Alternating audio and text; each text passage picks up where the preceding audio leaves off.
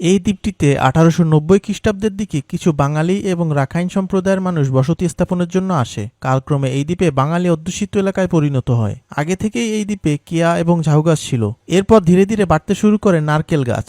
কালক্রমে পুরো দ্বীপটি একসময় নারকেল গাছ প্রধান দ্বীপে পরিণত হয়। বলছি সেন্ট মার্টিন দ্বীপের কথা। বাংলাদেশের সর্বমোট 36টি দ্বীপের ভেতরে সেন্ট মার্টিন অন্যতম। মাত্র 8 বর্গ কিলোমিটার আয়তনের এই দ্বীপটি টেকনাফ হতে প্রায় 9 কিলোমিটার দক্ষিণে এবং মিয়ানমারের উপকূল হতে 8 কিলোমিটার পশ্চিমে নাফ নদীর মোহনায় অবস্থিত। সেন্ট মার্টিনের পশ্চিম উত্তর পশ্চিম দিক জুড়ে রয়েছে প্রায় 10 থেকে 15 কিলোমিটার প্রবাল প্রাচীর। ভৌগোলিকভাবে এটি 3টি অংশে বিভক্ত। উত্তর অংশকে বলা হয় নারকেল জিঞ্জিরা বা উত্তরপাড়া, দক্ষিণাঞ্চলীয় অংশকে বলা হয় দক্ষিণ পাড়া এবং এর সঙ্গে সংযুক্ত রয়েছে দক্ষিণ পূর্ব দিকে বিস্তৃত একটি সংকীর্ণ লেজের মতো এলাকা এবং সংকীর্ণতম এই অংশটি গলাচিপা নামে পরিচিত। দ্বীপের দক্ষিণে 100 থেকে 500 বর্গ কিলোমিটার আয়তনের ছোট্ট দ্বীপ আছে যা স্থানীয়ভাবে ছেড়া দ্বীপ নামে পরিচিত।